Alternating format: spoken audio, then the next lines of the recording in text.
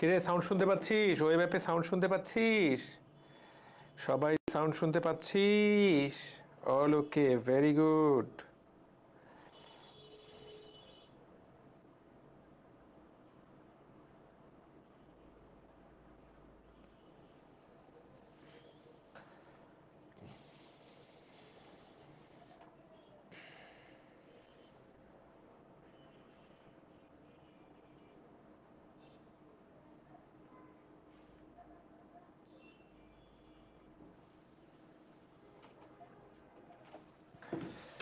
ওকে, সুন্দর। আশা করি আমরা সবাই পরিষ্কারভাবে শুনতে পাচ্ছি, আমাকে দেখতে পাচ্ছ। আমরা ক্লাস শুরু করব। অনেকদিন পর আপনার ক্লাস করছি। এতদিন তুই কোথায় ছিলি? পরীক্ষা ছিল? ওকে, ফাইন, ঠিক আছে। চলো আলোচনা শুরু করা যাক। বিসমিল্লাহ বলে আমরা আলোচনা শুরু করি। রাত হয়ে গেছে, 10টা 30 বাজে। আবার 12টা পর্যন্ত সর্বোচ্চ আমি ক্লাস নিব, এক্স্যাক্টলি 11টা 50 পর্যন্ত। হ্যাঁ, 12টাও ক্রস করব না, অর্থাৎ 1 ঘন্টা 10 মিনিট ক্লাস। এই 1 ঘন্টা 10 মিনিটে যতটুকু পড়ানো যায় আমি ততটুকু পড়ানোর চেষ্টা করব। কয়টা বাজে? 10টা 38। তো 1 ঘন্টা 15 মিনিট ক্লাস হবে ইনশাআল্লাহ। আমরা কি পড়বো আজকে? আমরা জীব প্রযুক্তি চ্যাপ্টারটা আলোচনা করব এবং জীব প্রযুক্তি তোমার ব্রেনের ভিতরে ঢুকায় দিব।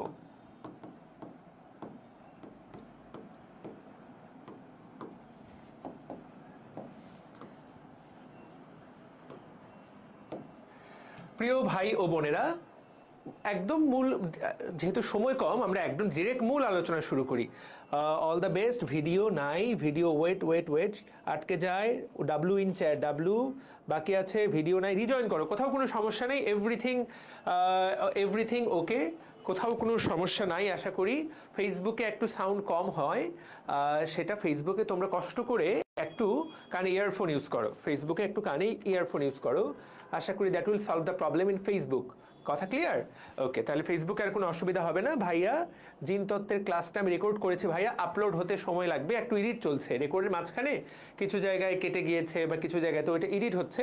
তো ক্লাসটা আমি চেষ্টা করবো দিয়ে দেওয়ার, এবং কালকের মধ্যেই একটা জিনতত্ত্বের যে অংশটুকু বাকি সেটা দিয়ে দেওয়ার, আর রেকর্ডের ক্লাসটাও কালকের মধ্যে দিয়ে দেওয়ার। আমি আজকে শ্যুট করেছি, একটু আগে শ্যুটই করছিলাম, কিন্তু কিছু ওই ছোট্ট ক্লাসের মধ্যে আমার কিছু ইস্যু হওয়ার কারণে ওই অংশগুলো কেটে কেটে বাদ দিতে হবে, না হলে ক্লাসটা পাঠিয়ে দিতাম। তো বিসমিল্লাহ বলে চলো শুরু করি। এইখান থেকে সবাই আগে জেনে নাও, এই চ্যাপ্টার তুমি যেই বোর্ডের হও তুমি প্রশ্ন পাবাই। এখান থেকে 100% প্রশ্ন আসবে, প্রশ্ন আসবেই প্রিয় ভাই ও বোনেরা, আমার প্রিয় ছোট্ট ভাই বোনেরা।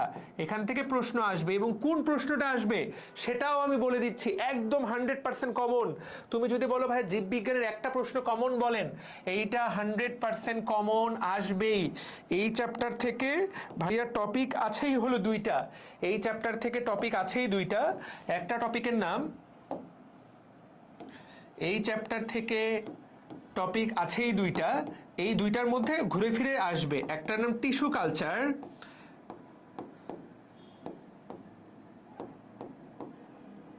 আরেকটার নাম রিকম্বিনেন্ট ডিএনএ প্রযুক্তি। তোমার বোর্ডে এই 2টা থেকে একটা প্রশ্ন আসবেই। এখন তোমার বোর্ডে যদি 2024 সালের ভর্তি পরীক্ষায় টিস্যু কালচার থেকে চলে আসে, তাহলে 2025 সালে রিকম্বিনেন্ট ডিএনএ প্রযুক্তি আসবে। যদি 2024 সালে রিকম্বিনেন্ট ডিএনএ প্রযুক্তি আসে, তাহলে 2025 সালে টিস্যু কালচার থেকে প্রশ্ন আসবে। তুমি যেই বোর্ডের, Dinajpur board, Comilla board, Sylhet board, Jessore board, Dhaka board, Chittagong board, Rajshahi board, তুমি যেই বোর্ডের হও না কেন, গত বছরের প্রশ্নটা একটু চেক করো, দেখো তো কোনটা আসছে, দেখো তো। ও তবে তোদের একটু খুব মজার বিষয়, 2024 তো অটো পাস। এই 2024 তো অটো পাস, ওদের তো বায়োলজি পরীক্ষাই হয়নি, ওরা তো এটা অটো পাস পেয়ে গেছে। ময়মনসিংহ বোর্ড এক্সামই হয় নাই। তাহলে ভাই, তাহলে আর তোর হাতে আর এই অপশনটা নাই। এটা তো ভুলেই গিয়েছিলাম আমি যে ওরা আন্দোলনের ফলে অটো পাস পেয়ে গেল। আচ্ছা, তো তার মানে তোমাকে 2টাই ভালো করে পড়তে হবে। একটা না একটা তোমার পরীক্ষায়, একটা না একটা পরীক্ষায় তোমার আসবেই। বুঝতে পারলাম? হয় টিস্যু কালচার আসবে, না হলে রিকম্বিনেন্ট। আগের বড় ভাইরা তোমার একটু প্যারা বাড়াই দিয়ে গেল। যদি ওরা একটা তোমার বোর্ডে চলে আসতো, যদি যদি একটা পরীক্ষায় চলে আসতো তাহলে তোমার একটা তুমি মনোযোগ দিয়ে পড়লেও হইতো, কিন্তু এখন ওই খেলা তো শেষ। এখন তোমার বোর্ডে যে কোনোটাই আসতে পারে। এই চ্যাপ্টার থেকে মূলত টপিক ঘুরে ফিরে দুইটা। তো আমরা চলো আলোচনা শুরু করে দিই। জীব প্রযুক্তি, বায়োটেকনোলজি, এখান থেকে এমসিকিউ আসতে পারে। আমি খালি দাগায় দিব, তাকায় দেখো তো শব্দটার নাম কি? বায়োটেকনোলজি। জীব এবং প্রযুক্তি, অর্থাৎ জীবনের জন্য প্রযুক্তি এবং জীবনকে কাজে লাগানো হয় যেই প্রযুক্তিতে। দেখো তুমি এখন যে মোবাইলটা চালাচ্ছ এটা একটা প্রযুক্তি, তারপরে তুমি এই যে চ্যাট জিপিটিকে প্রশ্ন করে ফেলো এটা একটা প্রযুক্তি, রাইট? এই যে স্মার্ট বোর্ডটা এইটা একটা প্রযুক্তি। কিন্তু এই প্রযুক্তিগুলা সাথে জীবন জীবন এখানে কাজে লাগানো হয় নাই। এটার ভিতরে কোনো জীবন লুকায় নাই, তোমার মোবাইলটার ভিতরে কোনো জীবন লুকিয়ে নাই। কিন্তু আমরা যেই চ্যাপ্টারটা পড়বো এই চ্যাপ্টারটা মানুষের জীবন বা অন্যান্য প্রাণীর জীবনের সাথে জড়িত, গাছের জীবনের সাথে জড়িত। গাছটাকে আমরা কাজে লাগাবো প্রযুক্তিতে। কিভাবে কাজে লাগাবো সেইটাই পড়া।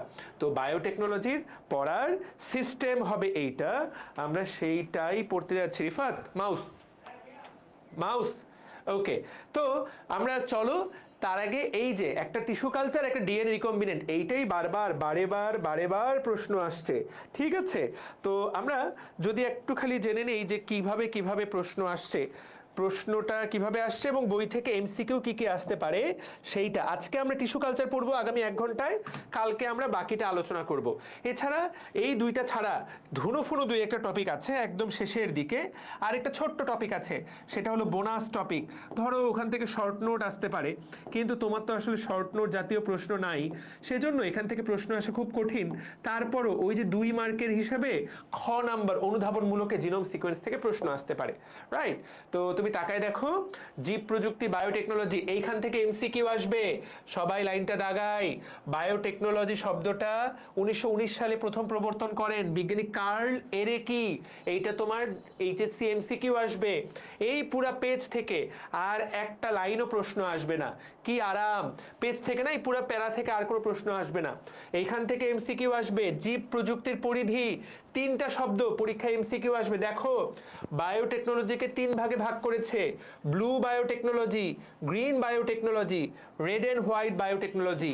ব্লু বলো তো, আজ ব্লু হ্যায় ড্যাশ ড্যাশ ড্যাশ, আজ ব্লু হ্যায় ড্যাশ ড্যাশ ড্যাশ, কি হবে এই ড্যাশে? আজ ব্লু হ্যায় ড্যাশ ড্যাশ ড্যাশ, বলো। आज ब्लू है पानी पानी पानी पानी पानी पानी।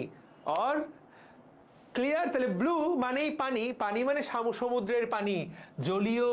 তাহলে তাকায় দেখো জলের মধ্যে, সমুদ্রের ভেতরে যে জীবগুলো আছে, ওই যে অক্টোপাস, ওই যে নীল তিমি, এদেরকে কিভাবে ভালো রাখা যায়, সমুদ্রের নিচে যে প্রবালগুলো আছে এদেরকে কিভাবে কাজে লাগানো যায়, সেইটার নামই হলো ব্লু বায়োটেকনোলজি। তাহলে ব্লু হ্যাঁ পানি, পানি দিয়ে আমরা এটা মনে রাখতে পারবো। আর গ্রিন মানেই সবুজ, সবুজ মানেই ফসলের মাঠ, তাহলে কৃষিক্ষেত্রের সাথে সম্পর্কিত নাম হলো গ্রিন।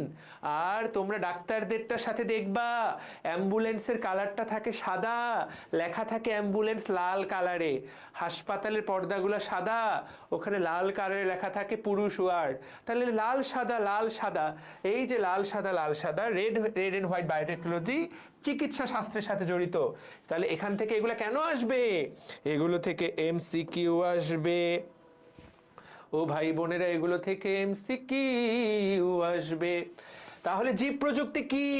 তোমার যদি অনেক সময় থাকে তোমার হাতে, তুমি এটা রিডিং পড়বা। এই পড়া পড়ে খুব একটা লাভ নাই। তোমার যদি অনেক সময় থাকে জীব প্রযুক্তির অবদান বা গুরুত্ব, তুমি এটা রিডিং পড়বা। এইটা তুমি যদি রিডিং নাও পড়ো, আমরা তো পুরো চ্যাপ্টারটা পড়ে যখন শেষ করব, জীব প্রযুক্তির প্রত্যেকটা জিনিস নিয়ে যখন আলোচনা করব, তখন অটোমেটিক তুমি এই সবগুলো গুরুত্ব লিখতে পারবা। প্রথমেই এই গুরুত্বগুলো পড়ার বা মুখস্থ করার কোনো দরকার নাই, কারণ ভেতরের পড়াটা যখন হয়ে যাবে তুমি গুরুত্ব নিজেই লিখতে পারবা, 10টা গুরুত্ব চোখ বন্ধ করে নিজেই লিখে ফেলতে পারবা। তো এটা পরে পড়লেও হবে। আমরা পুরো চ্যাপ্টারটা আগে শেষ করব। তাহলে এই চ্যাপ্টারের মূল পড়া দুইটা আরো একবার মনে করাই দেই। একটা নাম টিস্যু কালচার আর একটা নাম রিকম্বিনেন্ট ডিএনএ প্রযুক্তি। আমাদের আজকের কাজ টিস্যু কালচার পড়া। তোমাদের কারো না কারো বোর্ডে টিস্যু কালচারটা প্রশ্ন আসবে, এটা সুন্দর করে লিখতে হবে, ছবি আঁকতে হবে। চলো সবাই একসাথে শুরু করে দেই। চলো একসাথে শুরু করে দেই। উদ্ভিদের টিস্যু কালচার, লেটস স্টার্ট। উদ্ভিদের টিস্যু কালচার, ভাইয়া নামটা কি? Tissue culture. তো আমরা এটা পানির মতো সহজ জিনিস, প্রচন্ড সহজ, ওই ব্লু হে পানির মতোই সহজ, এতটাই সহজ। তো সবার আগে জানতে হবে ভাইয়া টিস্যু কি জিনিস। টিস্যু কালচার, এই যে টিস্যু কথাটা বলা হচ্ছে, এই টিস্যু এই জিনিসটা কি? তুমি আমি সবাই আমরা টিস্যু চিনি, আমাদের আমার স্টুডিওতেও তো টিস্যু ছিল। যাই হোক, টিস্যু তো আমরা সবাই চিনি, তাই না? যেটা দিয়ে রেস্টুরেন্টে গেলে তুমি হাত খাবার পরে হাত মোছো, তারপর ওয়াশরুমে গেলে তুমি টিস্যু নাও, টিস্যু নিয়ে নিজেকে পরিষ্কার করো, সেইটা একরকম টিস্যু। ওগুলা বসুন্ধরা টিস্যু, যত রকম ইস্যু তত রকম টিস্যু। এইখানকার যে টিস্যু, এইটা দ্বারা কি বোঝায়? আমরা সবাই জানি যে উদ্ভিদের এইটা একটা কোষ, ধরো এটা একটা কোষ, অনেকগুলা কোষ যদি এরকম পাশাপাশি থাকে, শুভ্রত এই ক্লাসটা নিয়েছে তাই না? অনেকগুলা কোষ যদি পাশাপাশি থাকে, তাদের কাজ যদি একই রকম হয়, তাদের জন্ম যদি একই জায়গা থেকে হয়, একই জায়গা থেকে জন্ম, একই রকম কাজ, সেই কোষগুচ্ছগুলাকে বলা হয় টিস্যু। সেই কোষগুচ্ছগুলাকে বলা হয় টিস্যু। এখন এখানে একটা খুব দারুণ ঘটনা আছে, খুব দারুণ একটা ঘটনা। কিরকম ঘটনা? বিজ্ঞানী, অতীতকালের মানুষ তো আর এত কিছু জানতো না। আগের মানুষ কি করতো? ধরো এটা একটা গাছ, এই গাছের এই যে ডাল, তুমি এই ডালটা কেটে মাটিতে লাগাই দিলা, ফলে সেখান থেকে গাছ হইতো। এটা অতীতকালের মানুষ জানতো। বা এই গাছের বীজ তুমি মাটিতে লাগাই দিলা, ওই বীজ থেকে আবার একটা গাছ হইতো। এটা কিন্তু কয়েক হাজার বছর ধরে মানুষ, কিন্তু লক্ষ লক্ষ বছর ধরে এটা জানে যে গাছের বীজ, ধান গাছের বীজ লাগাই দিলে ওখান থেকে ধান ফলবে, আবার আলুটা লাগাই দিলে ওখান থেকে আরেকটা আলুর গাছ হবে। কিন্তু গত 200 বছরে আমরা নতুন কিছু জানতে পারি, একদম নতুন কিছু, যে ডাল কেটে না, গাছের এমনকি পাথরকুচি পাতা তুমি মাটির নিচে গেড়ে দাও, ওই পাথরকুচি পাতা থেকে নতুন একটা গাছ তৈরি হবে। এগুলো তো আমরা জানি, বা মানুষ এগুলো গ্রস জানে, এগুলো তো গাছের বড় বড় অংশ। ডাল বা শিকড় থেকে নতুন একটা শিকড়টা লাগাই দিলে শিকড় থেকে একটা গাছ হতে পারে। এগুলো প্রাচীন ঘটনা। কিন্তু গত 100 বছরে যেটা নতুন আবিষ্কার, সেইটা হলো তুমি এই গাছের অল্প কয়েকটা কোষ তুমি বের করে নিলা। এই অল্প কয়েকটা কোষের নাম দিলে তুমি টিস্যু। এই কয়েকটা কোষ বা এই টিস্যু তুমি বের করে নিয়ে এটাকে তুমি ল্যাবের মধ্যে এই কয়েকটা মাত্র কোষ থেকে 1 2 3 4 5 6 7 8, এই 8টা কোষ থেকে এইরকম পুরা গাছটাকে তৈরি করলা। ল্যাবের মধ্যে এই 8টা কোষ থেকে তুমি হুবহু এই গাছটা আবার তৈরি করতে পারলা। এই যে টিস্যুগুলাকে নিয়ে তাদেরকে আরাম করে, ভালোবেসে, আদর যত্ন করে তুমি যে নতুন একটা গাছ তৈরি করলা, এই পদ্ধতিটার নাম টিস্যু কালচার। প্রিয় ভাই ও বোনেরা, তাহলে টিস্যু কালচার এমন একটা পদ্ধতি যেখানে আমরা গাছ থেকে গাছ তৈরি করব, কিন্তু ফলের মাধ্যমে না, বীজের মাধ্যমে না, ফুলের মাধ্যমে না, কাণ্ডের মাধ্যমে না। কিসের মাধ্যমে? উত্তরটা হলো টিস্যুর মাধ্যমে। সেই টিস্যুটাকে আমি খাওয়াবো, সেই টিস্যুটাকে আমি আদর করব, ভালোবাসা দিব, যত্ন করব। ছোট বাচ্চাকে যেভাবে মানুষ করা হয় সেইভাবে ছোট বাচ্চার মতো যত্ন করব, ফলে সেইটা আগের মতো একটা গাছে পরিণত হবে। এবং এটা কোথায় করব? ল্যাবের মধ্যে। পরবর্তীতে যখন একটা ডাগর গাছ হবে, পূর্ণাঙ্গ গাছ হবে, সেটাকে আমি জমিতে গেড়ে দিব। এই পদ্ধতিটার নাম হলো টিস্যু কালচার। সবাই কি টিস্যু কালচারের মূল কথাটা বুঝতে পারলাম? বুঝতে পেরেছি? ভাইয়া নোট করবা কিনা এতদিন পরে? হ্যাঁ করবা, অবশ্যই করবা। মেইন কথাটা তুমি যদি বুঝতে চাও তাহলে অবশ্যই নোট করবা। তাহলে টিস্যু কালচার, প্রিয় ভাই ও বোনেরা, কথাটা কি ক্লিয়ার নাকি ভেজাল আছে? তাহলে যেখানে আমরা টিস্যুকে কাজে লাগিয়ে মাতৃগাছের মতো বাচ্চা গাছ তৈরি করি, প্রিয় ভাই ও বোনেরা দেখো তো, এইটার নাম মাতৃগাছ, মাদার ট্রি, মাতৃগাছ। এই মাতৃগাছ থেকে আমরা বাচ্চা গাছ তৈরি করব, তাই না? ধরো অপত্য গাছ, এরা হলো বাচ্চা, তাহলে বাচ্চা গাছ তৈরি করলাম। এখন তোমাকে এখানে দুটো কথা জানতে হবে। সেটা হলো, এই যে মাতৃগাছ যেখান থেকে আমরা টিস্যুটা নেই, সেই গাছটাকে বলা হয় মাতৃগাছ। তো বলেই, অনেক সময় বলে এক্স প্ল্যান্ট, এক্স প্ল্যান্ট। তো এই এক্সপ্লান্ট কথাটা এই গাছের জন্যও বলা হয় যে যেই গাছ থেকে তুমি টিস্যুটা নিবা, বা এই যে অংশটুকু নিলাম, এই যে টিস্যুটা নিলাম, এই টিস্যুটাকেও অনেক সময় এক্সপ্লান্ট বলে ডাকা হবে। এক্স মানে কি? এক্স কথাটার অর্থ এক্সট্র্যাক্টেড, ইংলিশ শব্দের ছোট্ট অংশ। এক্সট্র্যাক্টেড কথাটা লিখে নাও। এক্সট্র্যাক্টেড শব্দের অর্থ কি? এর অর্থ কেটে নেওয়া, কেটে নেওয়া, কেটে নেয়া। তাহলে একটা গাছের ছোট্ট একটা অংশ তুমি কেটে নিলা, কেটে নিয়ে সেটাকে ল্যাবের মধ্যে সেটাকে তুমি চাষবাস করলা, খাবার দাবার দিলা, সেটা একটা গাছে পরিণত হলো। ব্যাপারটা কি দারুণ! তুমি কি একটা জিনিস খেয়াল করছো এটা ব্যাপারটা কিরকম ভয়ঙ্কর? তোমার হাতের একটা কোষ নিয়ে নিল, নেওয়ার পর সেইটা থেকে তোমার মতো আরেকটা মানুষ তৈরি করা হলো। জিনিসটা কিন্তু তাই বলা হচ্ছে। জিনিসটা কি বুঝতে পারছো? তোমার কপালের ধরো কয়েকটা কোষ কেউ নিল, নিয়ে ল্যাবের মধ্যে তোমার মতো আরেকটা বাচ্চা তৈরি করলো, তোমার মতো আরেকটা মানুষ তৈরি করলো। ব্যাপারটা কিন্তু এরকম স্ক্যারি, ভয়ঙ্কর। জিনিসটা কি চিন্তা করছো? দেখতে পাচ্ছ যে তুমি ধরো তুমি ল্যাবরেটরিতে গেলা, ডাক্তার বলছে পরীক্ষা, রক্ত পরীক্ষা করতে হবে, তুমি রক্ত দিয়ে আসলা, রক্তের মধ্যে লাখ লাখ কোষ আছে, ওই একটা কোষ থেকে তোমার মতো একটা মানুষ তৈরি করলো। কি ভয়ঙ্কর! চিন্তা করেছো? তো সবচেয়ে যেটা আপাতত যেটা সুখের কথা এখন পর্যন্ত, যে উদ্ভিদের ক্ষেত্রে এইরকম টিস্যু কালচার করে যেই লেভেলের সফলতা পাওয়া গেছে, মানুষের ক্ষেত্রে এই একটা কোষ থেকে একটা মানুষ বানানো এখন পর্যন্ত একই রকম সফলতা পাওয়া যায় নাই। তবে পাওয়া যায় নাই বললে যে ভবিষ্যতে পাওয়া যাবে না, বা অলরেডি যে গোপনে গোপনে নিশ্চয়ই এরকম সফলতা পাওয়া গেছে, একদমই যে যায়নি ব্যাপারটা কিন্তু তা নাও হতে পারে। উদ্ভিদের জন্য যেটা সত্যি, অন্যান্য প্রাণীর জন্য সেটা সত্যি হওয়ার কি বড় সম্ভাবনা আছে। তো তুমি একটা জিনিস একটু বোঝার চেষ্টা করো ভাইয়া, দেখো এই উদ্ভিদের শরীরে কতগুলা কোষ আছে, ধরে নাও 10 কোটি, তুমি নিলা মাত্র 8টা কোষ। আমি বোঝানোর জন্য বললাম, কয়টা কোষ নিলে? 8টা।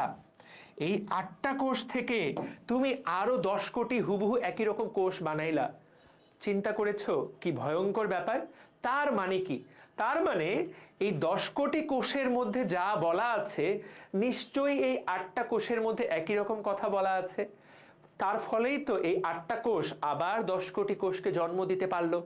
তার মানে উদ্ভিদের শরীরের প্রত্যেকটা কোষের ক্ষমতা আছে সব রকম কোষে পরিণত হওয়ার, অনেক রকম কোষে পরিণত হওয়ার। এই যে একটা কোষের অনেক ধরনের কোষে পরিণত হওয়ার ক্ষমতা,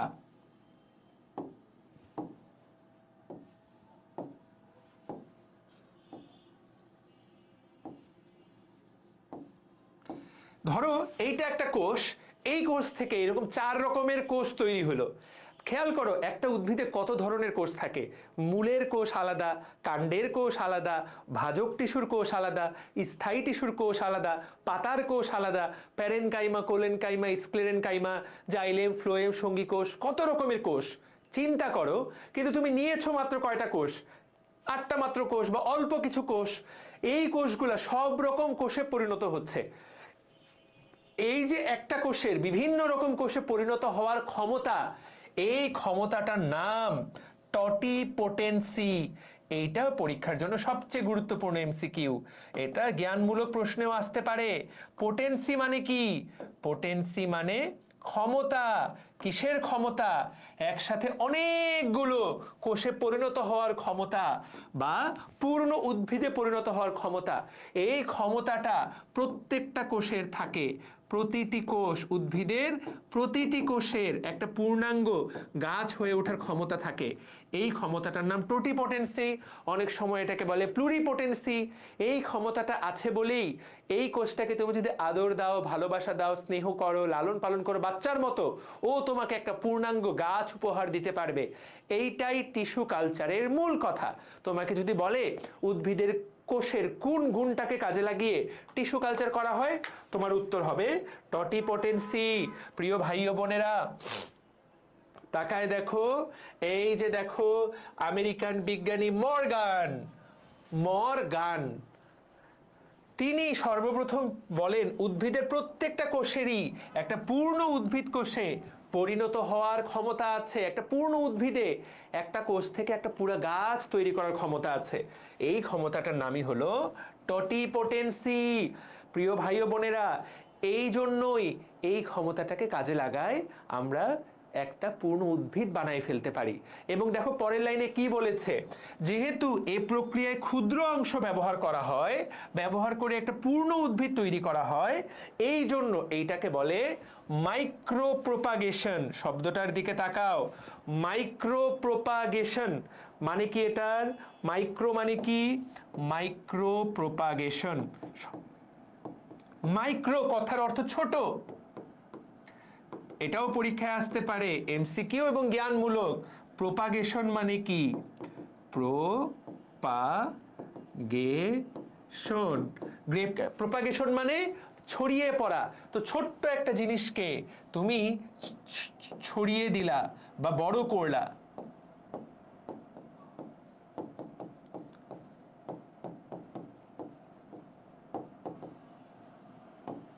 মাইক্রো প্রোপাগেশন।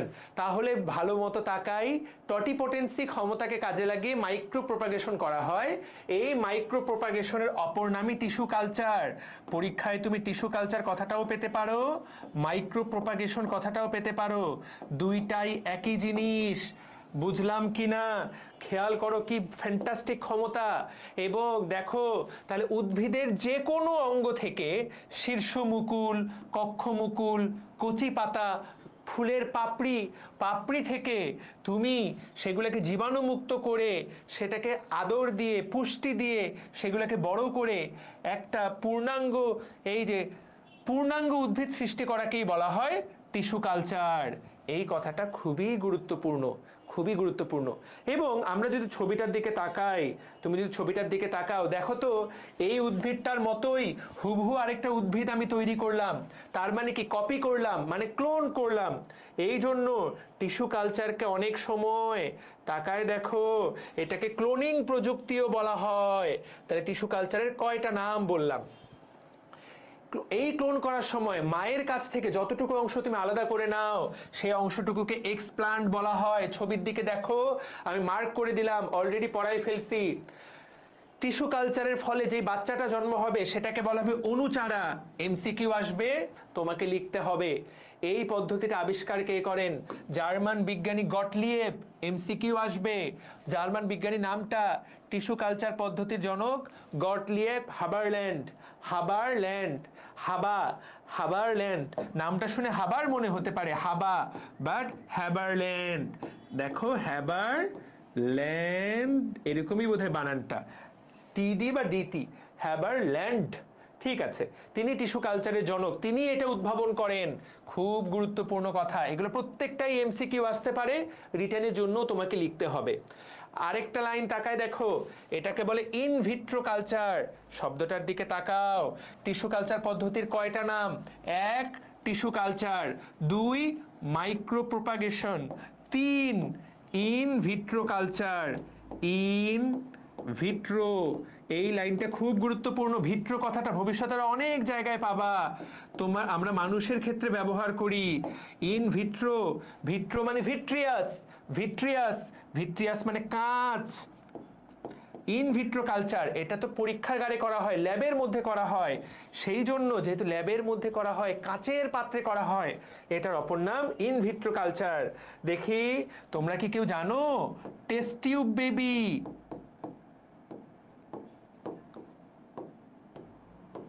টেস্ট টিউব বেবির অপর নাম কি বলতো? টেস্ট টিউব বেবি বা এই প্রক্রিয়াটার অপর নাম কি? কার কার জানা আছে?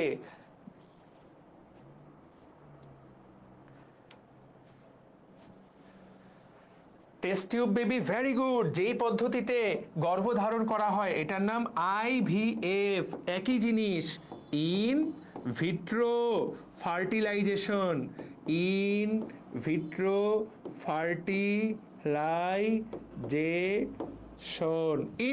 ফার্টিলাইজেশন, টেস্ট টিউব বেবি বা ইন ভিট্রো ফার্টিলাইজেশন। সো এই যে ইন ভিট্রো মানে কি? কাচের ভেতরে তুমি, কাচের ভেতর। ইন ভিট্রো কথাটার অর্থ কাচের কাচের ভেতর। ডান? Okay fine. তাহলে প্রিয় ভাই ও বোনেরা এখান থেকে এই প্রশ্নগুলো আসবে। দেখো ইন ভিট্রো মানে কাচের ভেতর বা কোষের বাইরে। কাচের ভেতর মানে কি? কোষের বাইরে। ইন ভিভো মানে কোষের ভেতর। Okay right. তাহলে এই তো আমরা টিস্যু কালচার। এখন এই কালচার পদ্ধতিটা তুমি শিখলেই তোমার পুরা জিনিসটা হয়ে যাবে। পানির মতো সহজ বিষয়। এই ছবিটা খুবই ইজি। এই ছবিটা একটা ক্লাস 2 এর বাচ্চাও বুঝতে পারবে। তোমরা তো ক্লাস 12, তোমরা তো ক্লাস 12 এর বাচ্চা। ক্লাস 2 ক্লাস 2 এর বাচ্চাকেও যদি বুঝাই বলি ও বুঝতে পারবে। 3 মিনিট লাগবে পুরো জিনিসটা পড়তে। দেখো কত সহজ। দেখো এই যে টবে লাগানো গাছ, মাতৃ উদ্ভিদ, সেখান থেকে আমরা কয়েকটা টিস্যু, দেখো তো এই টিস্যুটাকে কেটে নিলাম। টিস্যুটাকে আমরা কি বলবো? এক্সপ্ল্যান্ট। তাহলে এক্সপ্ল্যান্টটুকুকে আমরা আলাদা করে নিলাম। এরপরে এই প্ল্যান্টটাকে একটা জায়গায় বসাবো, কাচের ভিতরে বসাবো। দেখো তো কাচটা কি সুন্দর। এই কাচটাকে আমরা বলবো মিডিয়াম। আমরা এটাকে কি বলবো? মিডিয়াম। মিডিয়াম নিয়ে আমরা অনেক পড়ালেখা করব। মিডিয়াম নিয়ে সামনে পড়ব। তাহলে আমাদের একটা মিডিয়াম লাগবে, মিডিয়াম। এই মিডিয়ামটার অপর নাম কালচার মিডিয়াম। তুমি কি করলা? কালচার মিডিয়ামে টিস্যুটাকে বসাইলা। তো কালচার মিডিয়াম নিয়ে একটা স্লাইড পুরাটা পড়তে হবে, আমি পড়াবো। তার আগে মেইন কথাটা দেখো। মিডিয়ামে তুমি এটাকে বসাইলা, সবাই মন দিয়ে তাকাও, ভালো মতো তাকাও। ছোট্ট একটা টিস্যু, মিডিয়ামের মধ্যে খাবার দেওয়া আছে, পুষ্টি দেওয়া আছে, এমন তাপমাত্রা এমন আলোতে রাখা হয়েছে টিস্যুটা যাতে ভালো মতো বেঁচে থাকতে পারে। তাকায় দেখো কয়েকদিন পর ওই টিস্যুটা এই রকম বৃদ্ধি পেল। তোমার বইয়ের ছবির দিকে তাকাও, ছোট্ট একটা ফুলের মতো থেকে ওটা বড় একটা এলাকা তৈরি করলো। এটাকে বলা হয় ক্যালাস। এটাকে বলা হয় ক্যালাস তৈরি। তাহলে টিস্যু থেকে কয়েকদিন পর কি তৈরি হলো? ক্যালাস তৈরি হলো। কিভাবে? কারণ মিডিয়ামের মধ্যে অনেক খাবার দাবার দেওয়া আছে। এখন তোমরা বলতে পারো ভাই ক্যালাস মানে কি?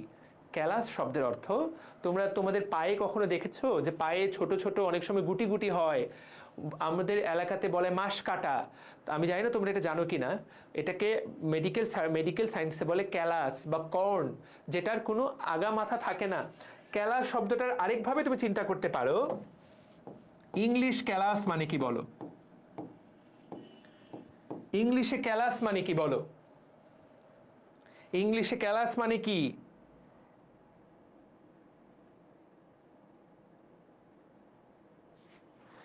না না, ক্যালাস মানে ঝগড়া না। ক্যালাস মানে ঝগড়া না, উদাসীন। Very good. ইংলিশে ক্যালাস মানে হলো উদাসীন। তাহলে ইংলিশে ক্যালাস মানে উদাসীন। তাহলে উদাসীন বলতে এমন কিছু, ধরো যেমন এইটা একটা গাছ। তুমি এই গাছটার বলতে পারবা এটা হলো মূল, এটা হলো কাণ্ড, এটা হলো পাতা। এটা তুমি বলতে পারবা। কিন্তু আমি তোমাকে যদি বলি এইটাও একটা গাছ, এটাও একটা গাছ, কিন্তু এই গাছটার তুমি কোনটা মূল, কোনটা কাণ্ড, কোনটা পাতা আলাদা করতে পারবা না। অর্থাৎ ক্যালাস এমন একটা টিস্যু খণ্ড যেটার মাথা কোনটা, পেট কোনটা, বুক কোনটা, হাত কোনটা, পা কোনটা আলাদা করা যায় না। মূল কাণ্ড পাতা আলাদা করা যায় না। সহজ বাংলায় ইচ্ছামতো কোষগুলো ইচ্ছামতো বাড়তে থাকে। প্রথম দিকে তুমি যখন টিস্যু কালচারের কোষগুলোকে একটা জায়গায় রাখলা, ওদেরকে খাওয়াইলা পড়াইলা, ওই কোষগুলো ইচ্ছামতো বড় হতে থাকে। ওদের কোনো সুনির্দিষ্ট আকৃতি থাকে না। এই যে সুনির্দিষ্ট আকৃতি থাকে না, অনির্দিষ্ট অনির্দিষ্ট কোষ, এই অনির্দিষ্ট আকৃতির কোষগুলোকেই, কোষ গুচ্ছকেই বলে অনির্দিষ্ট আকৃতির কোষ গুচ্ছকে বলে ক্যালাস। আরো পড়াবো ক্যালাস সম্পর্কে, আরো জানবা, বা যখন বাকি বইয়ের মধ্যে যে লাইনটা লেখা আছে সেটা যখন বলবো তখন ক্যালাস সম্পর্কে ক্লিয়ার কাট আইডিয়া পেয়ে যাবা। তাহলে ক্যালাস, ক্যালাস মানে ইচ্ছামতো কোষগুলো ইচ্ছামতো তৈরি হচ্ছে। আচ্ছা ফাইন। তারপরে ছবির দিকে তাকাও, ক্যালাস থেকে এরপর নিচের দিকে ছোট ছোট শিকড় তৈরি হলো। তখন তুমি সেটাকে বলবো ছোট্ট চারা। যখন ক্যালাসের মধ্যে শিকড় তৈরি হবে তখন সেটাকে তুমি বলবা ছোট্ট চারা। এইবার যখন ছোট চারা তৈরি হবে, তুমি এতদিন ওইটাকে ওই ঘরের মধ্যেই রাখছিলা, ওই টেস্ট টিউবের মধ্যেই রাখছিলা। এবার তুমি একটা অন্য টেস্ট টিউবে নিয়ে যাও, মূল সৃষ্টির জন্য অন্য অন্য চারায়, যাতে আসল মূল তৈরি হয়। এখানে ছোট ছোট মূলের মতো যখন তৈরি হওয়া শুরু হবে তখন মেইন মূল তৈরি করার জন্য তুমি আরেকটা টেস্ট টিউবে নিবা, সেখানে আস্তে আস্তে শিকড় তৈরি হবে, মূল শিকড় তৈরি হবে। যখন মূল শিকড় তৈরি হয়ে গেল তুমি সেটাকে টবে লাগাই নিলা এবং আলটিমেটলি মূল গাছের মতো তাকায় দেখো এই যে এই গাছটার ভার্সন একটা তুমি পেয়ে গেলা। মাঝখানে কি করতে হলো, শুধুমাত্র ওখান থেকে নিয়ে তুমি এইভাবে ওটাকে পানির মধ্যে ক্যালাস মিডিয়ামের মধ্যে দিলা, আলটিমেটলি সেখান থেকে এই পদ্ধতি। রাইট? কথা কি ক্লিয়ার? দেখো এটা কোনো বিষয়ই না, এটা কোনো ইস্যুই না। ধরো আমি একটা গাছ, আমার কাছ থেকে তুমি একটু চামড়া ছিঁড়ে নিলা, এই চামড়াটা তুমি একটা টেস্ট টিউবের মধ্যে রাখলা 1 দিন 2 দিন 3 দিন 4 দিন 5 দিন 6 দিন 10 দিন পরে সেখানে যখন আস্তে আস্তে চারার মতো তৈরি হওয়া শুরু হলো সেটাকে আরেকটা টেস্ট টিউবে নিলা, ওখানে 7 দিন থেকে 10 দিন রাখলা, ওখান থেকে যখন গাছের মতো হলো সেটাকে তুমি টবে লাগাইলা, টব থেকে পরবর্তীতে প্রকৃতিতে আবার লাগাইলা। এইটার নামই টিস্যু কালচার। তো ভাই এত সহজ প্রক্রিয়া, এইটা পরীক্ষায় তাহলে কেন আসবে? এটা তো এতই যদি সহজ হয়, এটা আসবে কারণ এই প্রক্রিয়াটা তুমি ধাপে ধাপে লিখতে পারছো কিনা এইটা জানার জন্য। এটা আসলে একদমই ক্লাস 2 এর বাচ্চাও বুঝতে পারবে। তো চলো তো দেখি তুমি ধাপে ধাপে লিখতে পারো কিনা সেইটা। টিস্যু কালচার পদ্ধতির ধাপসমূহ প্রিয় ভাই ও বোনেরা এইটাই পরীক্ষায় আসবে, টিস্যু কালচার পদ্ধতির ধাপ এবং এটার ব্যবহার। গ নাম্বার অপশনে তোমার পরীক্ষায় এই প্রশ্নটাই আসবে, গয়ে আসবে ধাপ, ঘয়ে আসবে ব্যবহার। তো যেহেতু গ নাম্বারে 3 মার্কের জন্য তোমার ধাপ আসবে, তো 3 মার্কের তুমি 1 মার্ক পুরোপুরি পেয়ে যাবা তুমি যদি এই ছবিটা আঁকো। এই ছবিটা তোমার কি মনে হয় এটা আঁকা কোনো খুব কঠিন কাজ? ভাই তাকায় দেখো, ছবিতে তোমাকে যে কাজটা করতে হবে সবার আগে ঠিক করে নিতে হবে মোট ছবি কয়টা। 1 2 3 4 5 6 7 8, মোট ছবি 8টা। 8টার মধ্যে প্রথম ছবিটা এবং শেষ ছবিটা গাছ, সপ্তম ছবিটাও টবে লাগানো গাছ, প্রথম ছবিটা এবং শেষ ছবিটাও কিন্তু একই রকম গাছ, গাছ গাছ গাছ। তাহলে 3টা ছবিতে গাছ আর 5টা ছবিতে হুবহু একই রকমের 5টা টেস্ট টিউব। এটা আগে তুমি ঠিক করে নিলা। এরপরে তুমি ভিতরের দিকে তাকাও, প্রথমটাতে তুমি অল্প টিস্যু দিলা, তারপর এটাকে ক্যালাস বানাই দিলা, ছোট্ট চারা বানাইলা, একটু বড় চারা বানাইলা, এরপর শিকড়ওয়ালা চারা বানাই দিলা। এই 5টা ধাপ তুমি যদি মনের মধ্যে রাখতে পারো তোমার এখান থেকে 1.5 মার্ক কনফার্ম। তুমি এই ছবিটা দাও, ছবিটা দিলেই 1.5 মার্ক, ছবিটা দিলেই 1.5 মার্ক তোমার কনফার্ম হয়ে যাবে, 1.5 কনফার্ম। বাকি 1.5 মার্ক পাওয়ার জন্য তোমাকে হেডলাইন লিখতে হবে, ভেতরে 3টা করে লাইন লিখতে হবে। উপরে হেডলাইন লিখবা, 3টা করে লাইন লিখবা। ভাই হেডলাইন কি? এখানে ছবিতে যা আছে এখানেও তাই। 1 নাম্বার কাজ কি হবে তাকায় দেখো, মাতৃ উদ্ভিদ বা এক্স প্লান্ট নির্বাচন।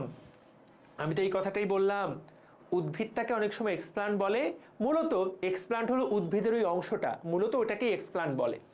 এক্সপ্লান্ট হলো উদ্ভিদের ওই অংশটা যেটা টিস্যু কালচার পদ্ধতির জন্য কেটে নেওয়া হয়। খুব গুরুত্বপূর্ণ। এখন কোন জায়গাগুলো, উদ্ভিদের কোন জায়গাগুলোকে কাজে লাগানো হয়? শীর্ষ মুকুল, পার্শ্ব মুকুল, এইগুলা এক্সপ্লান্ট হিসাবে অধিক ব্যবহৃত হয়। তোমরা বলবা ভাই এই যে কথাগুলা বলছে ভাই আমরা তো এগুলা বুঝি না, শীর্ষ মুকুল কি পার্শ্ব মুকুল কি এগুলো আমরা বুঝি না, কারণ আমাদেরকে বোটানি আসলে এইভাবে আমাদের কখনোই পড়া লাগে না। বুঝাতে পারলাম? আমি জাস্ট একটা ছবি দেখাই তাহলেই বুঝে যাবে যে শীর্ষ মুকুল কি পার্শ্ব মুকুল কি। এত ব্যাপারটা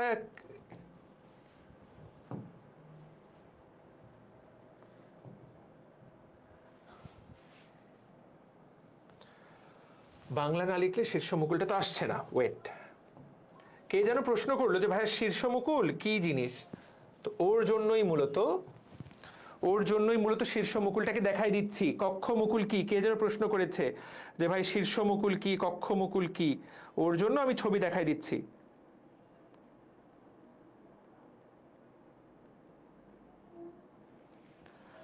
শেখ সামি তুমি প্রশ্ন করেছো তাই তো? ওকে, তো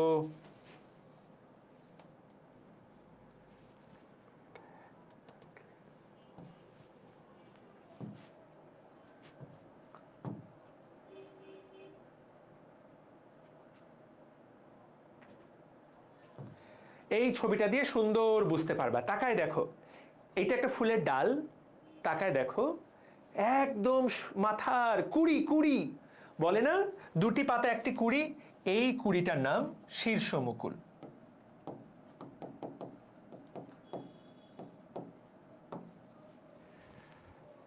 শীর্ষমুকুল, এই কুড়িটার নাম শীর্ষমুকুল। কক্ষমুকুল, শীর্ষমুকুল, কক্ষমুকুল এইগুলা ওই গাছের সাইড। হ্যাঁ, রুম বার্ড। তো আমি তোমাকে রুম বার্ডের ছবি দেখাচ্ছি।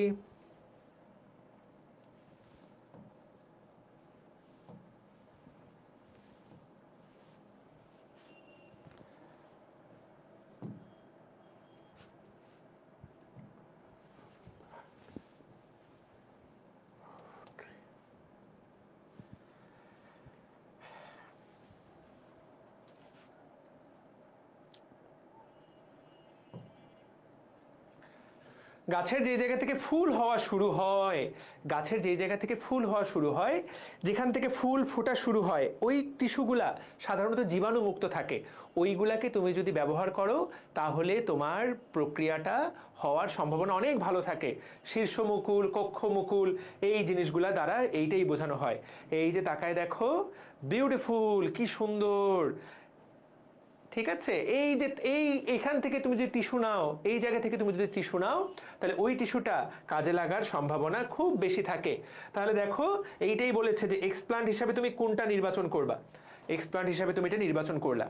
এরপর তুমি তাকায় দেখো, এই জিনিসগুলো কেন হয়? কারণ নিরোগ এবং উৎকৃষ্ট হয়।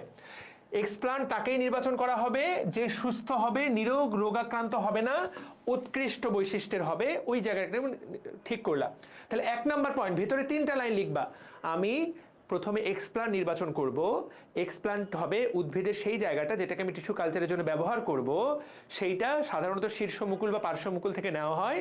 সেটা হতে হবে সুস্থ, নিরোগ এবং উৎকৃষ্ট বৈশিষ্ট্য। এই 3টা লাইন তুমি ভিতরে লিখে দিবা।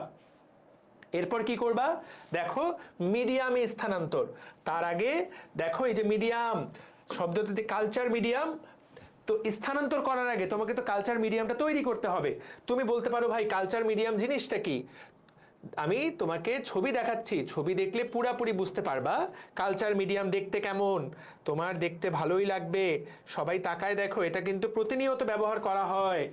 এইটা হলো একটা কালচার মিডিয়াম, কি সুন্দর। এই দেখো, কালচার মিডিয়াম ইন মাইক্রোবায়োলজি, এই ছবিটা কি সুন্দর। তাকায় দেখো, একটা টেস্ট টিউব, এটা একটা, এই জিনিসটাকে বলে পেট্রি ডিশ। এটার নাম পেট্রি ডিশ। এটা একটা ডিশ, এই ডিশটার নাম পেট্রি ডিশ। এইটার মধ্যে দেখো কি সুন্দর হলুদ, কি সুন্দর লাল, কি সুন্দর সবুজ, কি সুন্দর খয়েরি, কি সুন্দর হানি কালার। এগুলো কি ভাইয়া? এর মধ্যে নানা রকম উপাদান আছে। এর মধ্যে ঔষধ আছে, এর মধ্যে পানি আছে, এর মধ্যে খাবার আছে যাতে ব্যাকটেরিয়াটা খেয়ে বেঁচে থাকতে পারে। এর মধ্যে এইটা একটা জেলির মতো, দেখতে মনে হচ্ছে না জেলির মতো? এটা যাতে জেলির মতো হয়, এর মধ্যে স্পেশাল একটা জিনিস দেয় যেটার নাম অ্যাগার। অ্যাগার দিলে পুরো জিনিসটা জমে থকথকে জেলির মতো হয়ে যায়। তাহলে এইটা হলো কালচার মিডিয়া। এই কালচার মিডিয়াটা আমরা ডাক্তাররা ব্যবহার করি, কিন্তু উদ্ভিদের জন্য যেই কালচার মিডিয়া সেইটা আরেকটু আলাদা। সেটা ছবি দেখাচ্ছি, সেইটার ছবি দেখাচ্ছি। সেইটার ছবি দেখো কি সুন্দর। এই যে দেখো, এই যে কালচার মিডিয়াম, বইয়ের ছবিটাই দেখো কি সুন্দর। দেখো, এই যে পানি, পানির মধ্যে একটা গাছের, প্রথমে আমরা কোষ দিয়েছিলাম, কি সুন্দর দেখতে পাচ্ছ। This is beautiful. এইটা একটা কালচার মিডিয়াম, সুন্দর না? ওয়াও না? বলো তো ওয়াও কি না, বলো তো।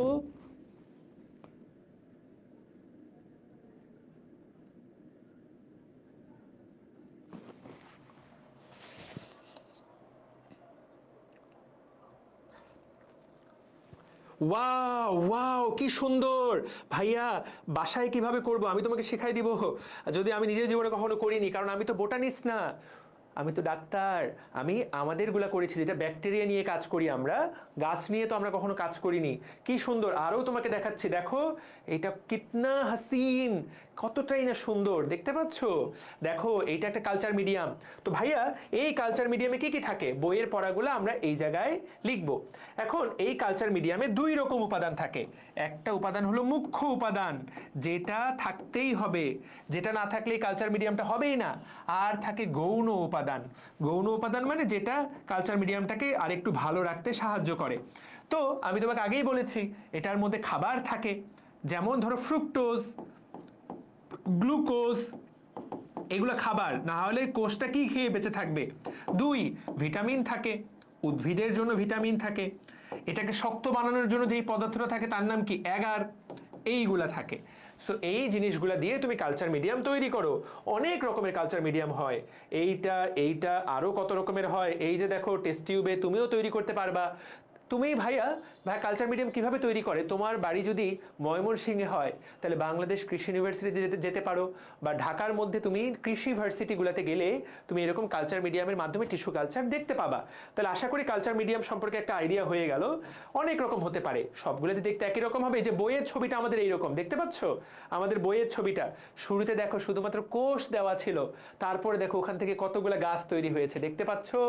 চোখের সামনে তোমার ফলাফল, তাই না? অনেক রকম হতে পারে কালচার মিডিয়াম। তাকে দেখো সাইজটা এখানকার বিষয় না, বিষয়টা হলো ভেতরে পদার্থটা কেমন, ভেতরে পদার্থটা কেমন সেইটা দিয়ে কালচার মিডিয়ামটা তুমি তৈরি করতে পারবা।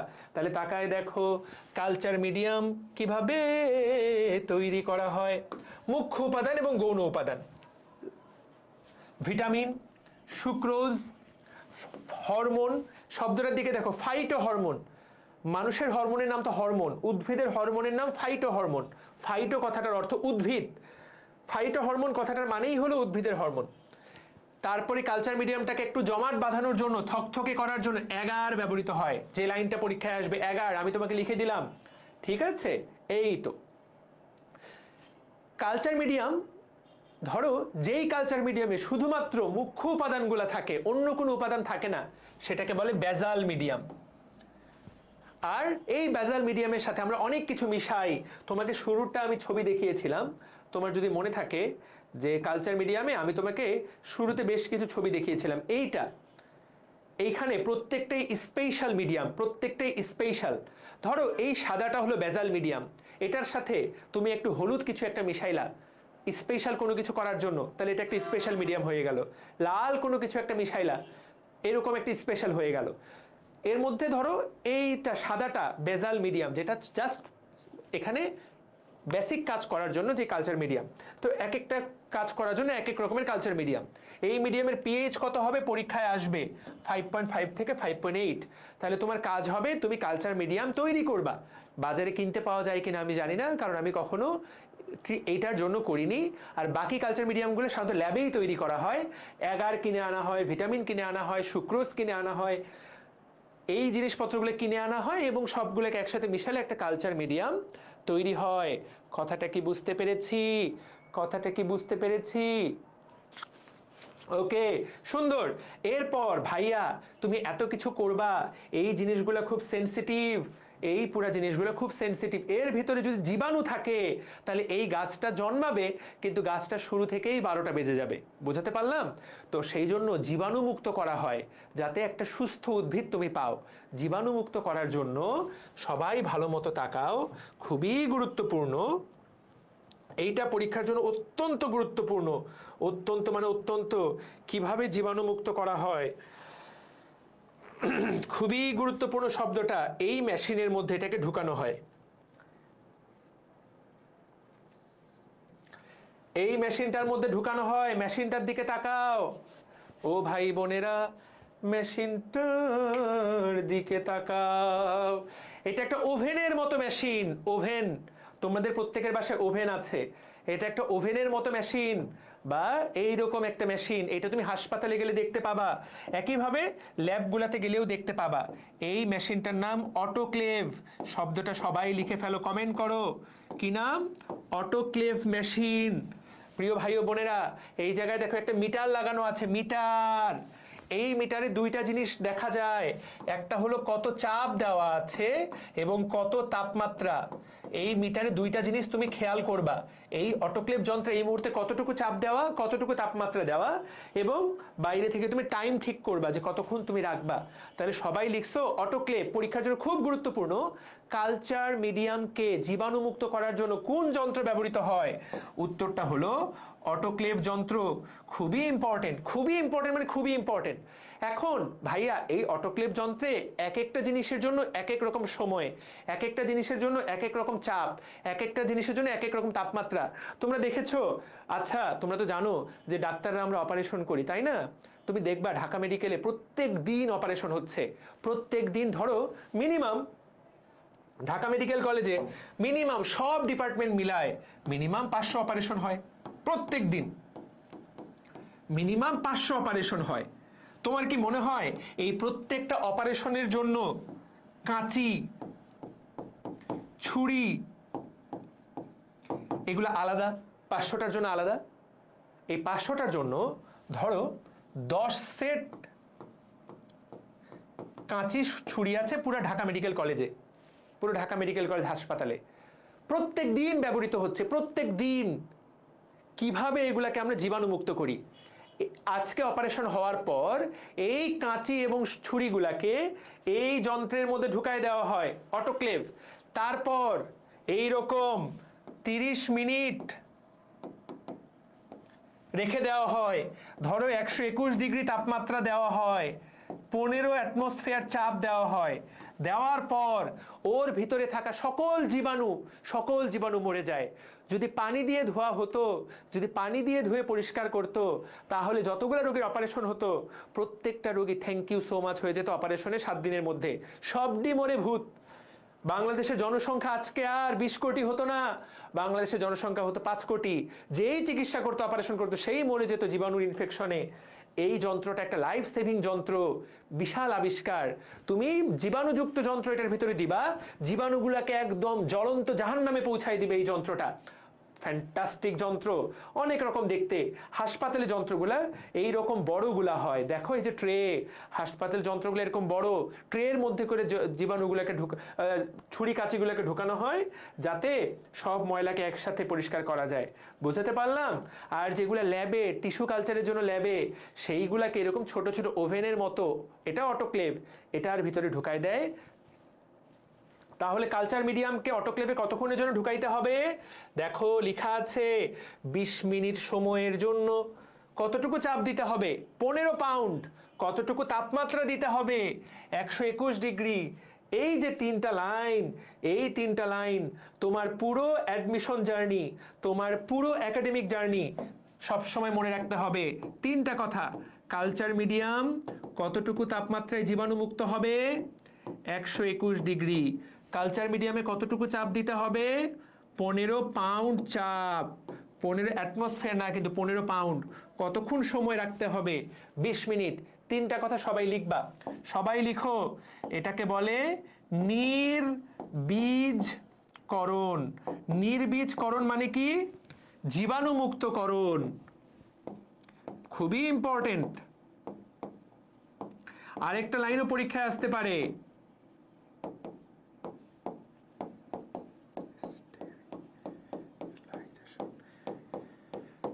কালচার মিডিয়ামকে স্টেরিলাইজেশন করতে বা স্টেরিলাইজ করতে কতটুকু তাপমাত্রা, কতটুকু চাপ লাগে? দিস ইজ দ্য তাপমাত্রা, দিস ইজ দ্য চাপ।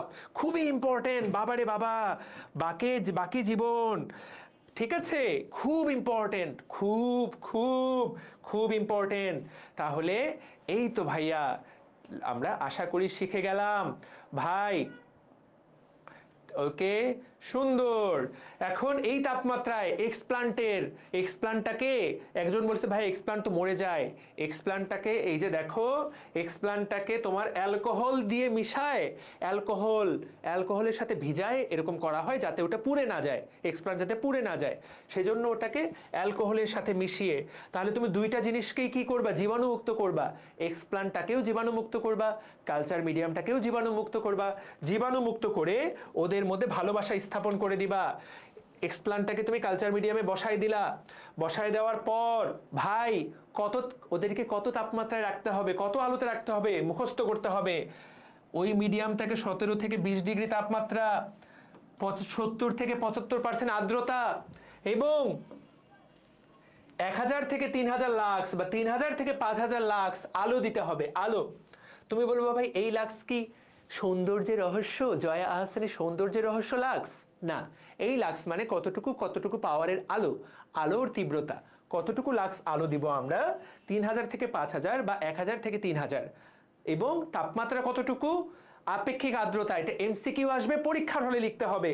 তুমি মেলা কিছু লিখলা, এই 6টা কথা লিখলা না, তাহলে এই 6টা সংখ্যা পরীক্ষার জন্য খুব ইম্পর্টেন্ট।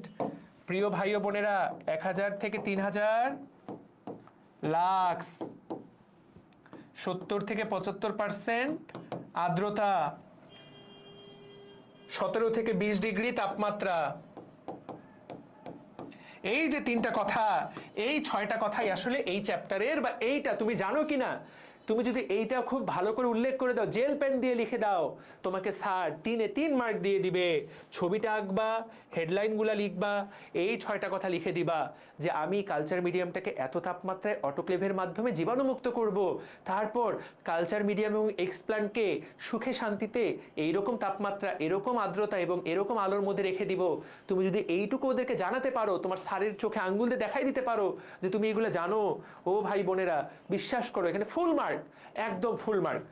সবার কাছে কথাটা কি ক্লিয়ার নাকি ভেজাল আছে? বুঝতে পেরেছি। জেল পেন ইউজ করা যাবে। হুজুর 26 জুন কিয়ামতের দিন, কি বললি এটা? 26 জুন আমাদের কিয়ামতের দিন? আরে ভাই, কি শুধু কমপ্লেক্স সিরিজের বই পড়লে হবে? 100-তে 100 কমপ্লেক্স সিরিজের বই পড়লেই হবে, 100%, 100% কমপ্লেক্স সিরিজের বই পড়লেই হবে, এর বাইরে কোনো প্রশ্নই আসবে না। 100-এ 100। আমার ক্লাসটা করার পর কমপ্লেক্স সিরিজ একবার রিডিং দিবি। ভাই তাকায় দেখো, তুমি এভাবে রেখে দিলা, এক্সপ্লান্টটাকে রেখে দিলা, রেখে দেওয়ার পর কয়েকদিন যাওয়ার পর দেখো অবয়বহীন, অবয়বহীন মানে নির্দিষ্ট আকার আকৃতি নাই, অবিন্যস্ত টিস্যুগুচ্ছ তৈরি হয়, তার নাম ক্যালাস। পরীক্ষায় এই লাইনটাই আসবে, ক্যালাস কাকে বলে? তুমি বলবা এক্সপ্লান্টকে মিডিয়ামে স্থাপন করার পর, আলো এবং তাপ দেওয়ার পর কিছুদিন পর অবয়বহীন অবিন্যস্ত টিস্যুগুচ্ছ যে তৈরি হবে সেটার নাম ক্যালাস। পরবর্তীতে এই ক্যালাস থেকে ছোট ছোট অনেকগুলো মুকুল তৈরি হবে। মুকুল মানে ছোট ছোট কুঁড়ি, পাতার মতো তৈরি হবে ক্যালাস থেকে দুই পাশ থেকে। যখন মুকুল তৈরি হবে তারপর সেটাতে মূল হইলে সেটাকে টবে লাগাবা, টবে লাগাবা, টব থেকে মাঠে লাগাবা। এই শেষের পয়েন্টগুলা দুধ ভাত পয়েন্ট, এগুলো রিডিং পড়লেই পারবা। এইগুলা পড়ার জন্য তুমি ক্লাস 12-এ আসনি। শেষের পয়েন্টগুলা দুধ ভাত পয়েন্ট। মেইন পয়েন্ট কোনটা কোনটা? Main point 5, main point 3, main point 2, main point 1। যে 1, 2, 3 এবং 5 নাম্বার পয়েন্ট ঠিক মতো লিখে দিবে, এই ছবিটা এঁকে দিবে, সে টিস্যু কালচার কেমনে তৈরি করা যায় সে পুরোপুরি উত্তর করতে পারবে। তোমরা আমাকে বলো পুরাটা কি ব্রেনের মধ্যে আমি ঢুকাই দিতে পেরেছি কিনা? এই বিষয়ে আর কারো কোনো কিছু জানার আছে কিনা? তোমাকেই বলছি, তুমি আমাকে বলো কোন জিনিসটা বুঝোনি, প্রশ্ন করো আমাকে, কোন জিনিসটা বুঝোনি আমাকে প্রশ্ন করো।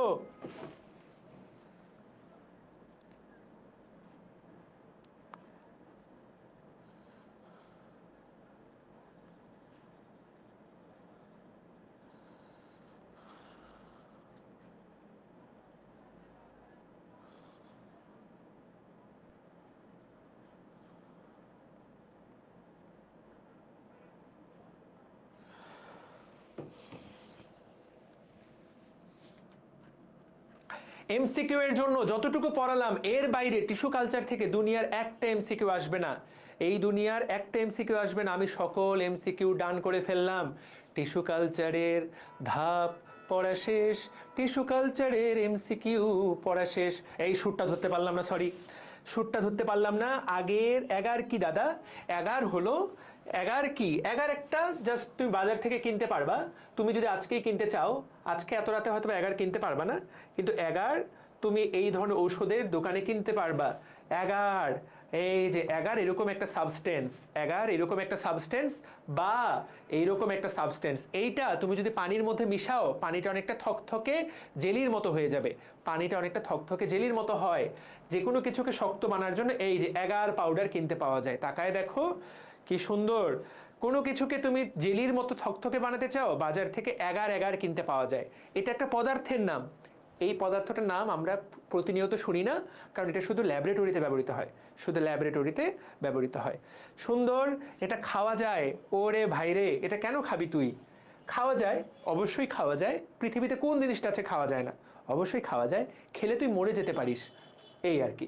খাওয়া তো যাই, এমন কিছু আছে যেটা খাওয়া যায় না বলতো? তুই তো মুখ দিয়ে যে কোনো কিছু গিলে ফেলতে পারবি। তাহলে এটা ডান। 3 নাম্বার প্রশ্নটা আমরা শেষ করে ফেললাম। এইবার 4 নাম্বার প্রশ্ন।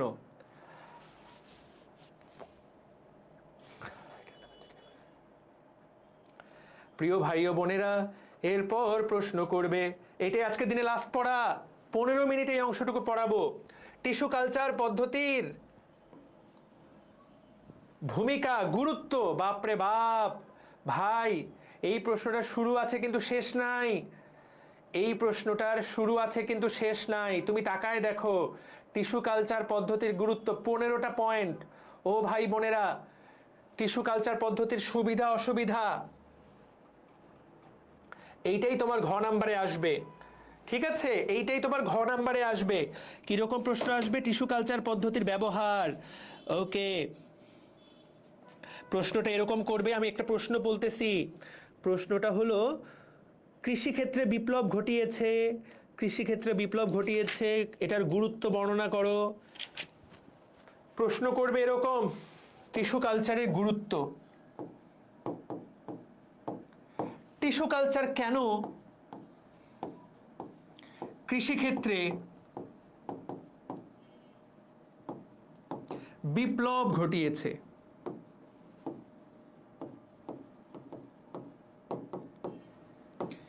টিস্যু কালচারের সুবিধাগুলো কি? এই সব কিছু তোমার ঘ নাম্বারে আলাদা করে প্রশ্ন আকারে আসবে।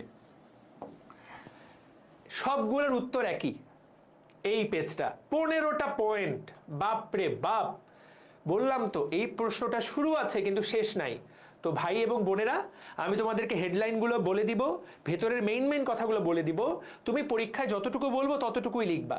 হ্যাঁ, আমি যতটুকু বলবো তুমি পরীক্ষায় ততটুকু লিখবা। তার মানে বাস হো গেয়া। ইনভিভো এতগুলা কিভাবে লিখবো? এতগুলা জাস্ট কিভাবে লিখবা আমি বলে দিচ্ছি। এতগুলা তুমি লিখবা হেডলাইন, ভেতরে একটা করে লাইন। তাহলে কয়টা হেডলাইন হবে? 15টা হেডলাইন। ভেতরে কয়টা লাইন হবে? 15টা লাইন। সব মিলায় 30টা লাইন লিখবা। 4 মার্কের জন্য, এর চেয়ে বেশি কিছুর সুযোগ নাই। টিস্যু কালচারের কি কি গুরুত্ব? তো ভাই চলো গুরুত্বটা শুরু করা যাক, যেহেতু পরীক্ষায় আসবে, কিচ্ছু করার নাই। তো চলো শুরু করি বিসমিল্লাহ বলে। হেডলাইনের দিকে তাকাও।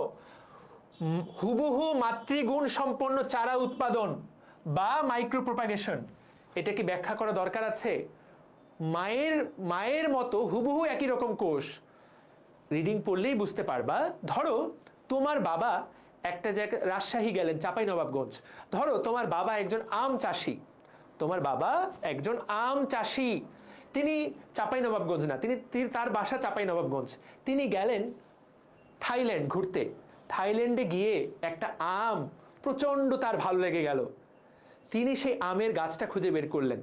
এখন চারপাশ খুঁজেও তিনি সেই গাছটা কোনো চারা খুঁজে পেলেন না। তিনি কি করলেন? ওই গাছ থেকে একটু টিস্যু নিয়ে আসলেন। টিস্যু নিয়ে এসে বাংলাদেশ কৃষি বিশ্ববিদ্যালয়ে দিলেন। বললেন যে ভাই, আমাকে এই গাছটা চারা তৈরি করে দেন।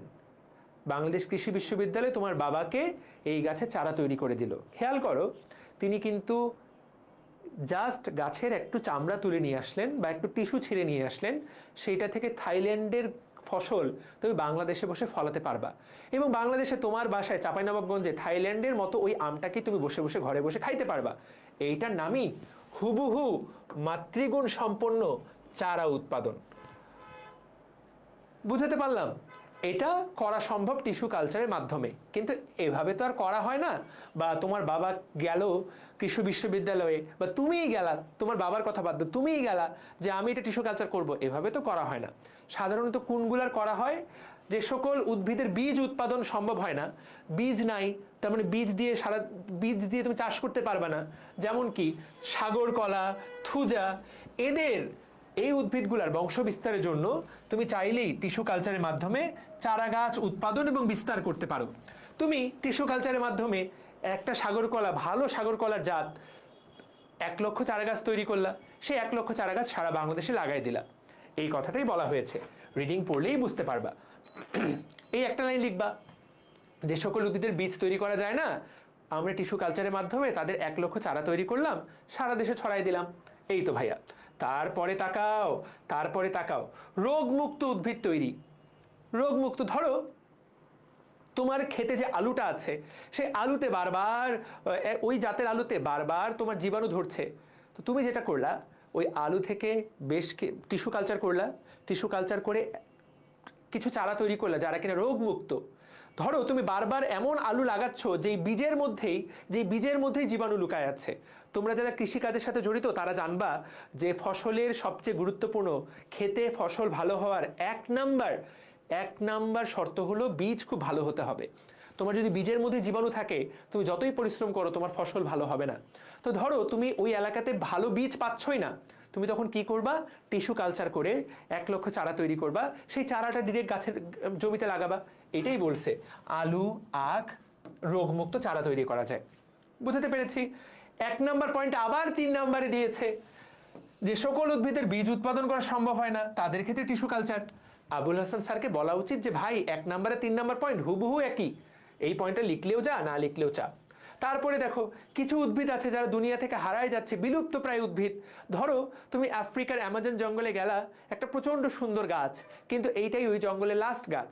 তুমি কি করবা, ওই গাছের বেশ কিছু টিস্যু তুমি নিয়ে নিবা, পরবর্তীতে ল্যাবের মধ্যে তুমি ওই গাছের 1 লক্ষ চারা তৈরি করবা, ওই গাছটার কিন্তু বংশটা বেঁচে গেল। এটাই বলেছে। এগুলো জটিল কোনো পড়া না। জটিল পড়া এই জায়গায়, তাকায় দেখো, ভ্রূণ কালচার, প্রযুক্তির মাধ্যমে উদ্ভিদের কৃত্রিম প্রজনন। শব্দটার দিকে তাকাও, ভ্রূণ কালচার। ভ্রূণ মানে কি ভাই? ভ্রূণ কালচার শুক্রাণু এবং ডিম্বাণু মিলে তৈরি করে জাইগোট।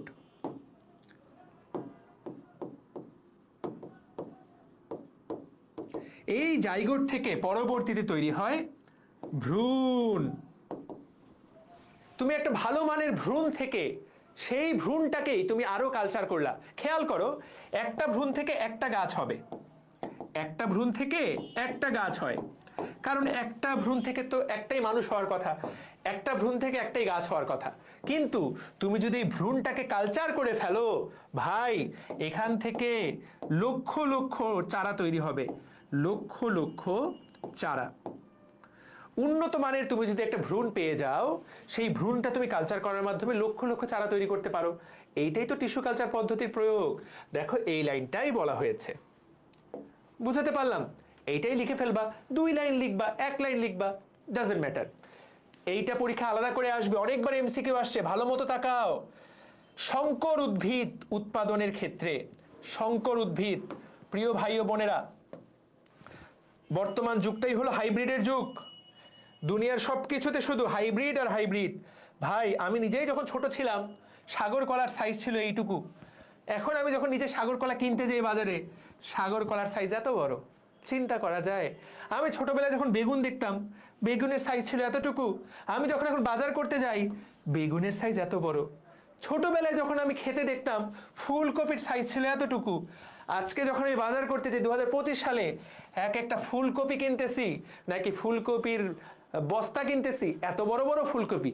তোমরা দেখছো বাজারে, এগুলো সবগুলো কি? এগুলো সবগুলো হাইব্রিড। হাইব্রিড মানে সংকর। তো হাইব্রিড একটা প্রযুক্তি, সেই প্রযুক্তিতেও তুমি টিস্যু কালচারকে কাজে লাগাতে পারো।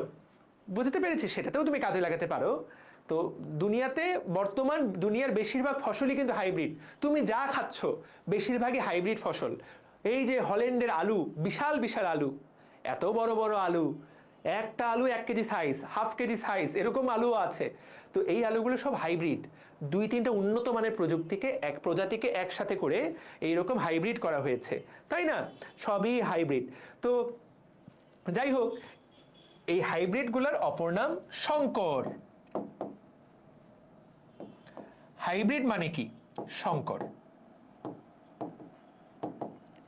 তো ওইগুলা এক ধরনের হাইব্রিড। আমি এতক্ষণ যে হাইব্রিডগুলোর কথা বললাম, এইগুলো এক ধরনের হাইব্রিড। আরো এক ধরনের হাইব্রিড হয়, কিরকম জানো? তুমি গাছের হাইব্রিড করলা, ফসলটার না, গাছটাকেই তুমি বদলাই ফেললা। কিরকম? তুমি আলু গাছ আর টমেটো গাছ,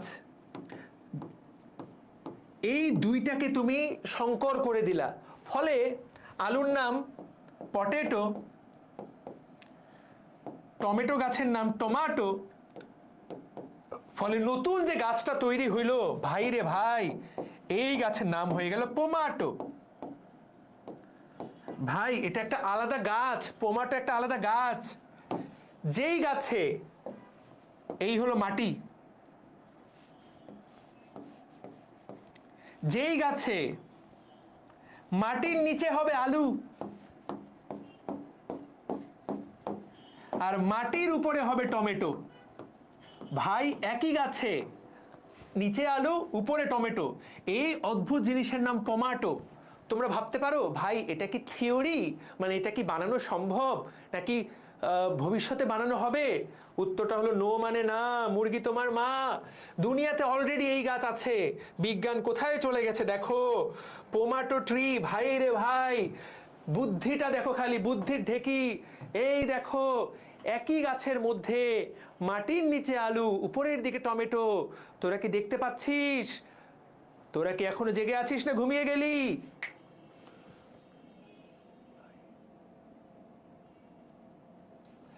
দেখতে পাচ্ছিস? কি দারুণ, তাই না? আরো দেখ, ভাবা যায়। ওরে ওরে ওরে, মাটির নিচে আলু, উপরের দিকে টমেটো। কৃষকের মাথা তো পুরো পাগলা হয়ে যাবে যে ভাই কি হয়ে গেল। This is hybrid. এটা নেক্সট লেভেল হাইব্রিড। একটাই ফসল চাষ করবা, এক গাছে 2 রকম জিনিস, একই অঙ্গে কত রূপ।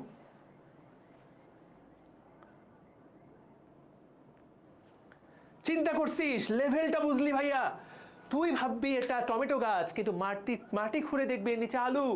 ভাই রে ভাই, কেমনে রে ভাই? ইউটিউবে সার্চ দিয়ে দেখিস, potato plus tomato, this is পোম্যাটো।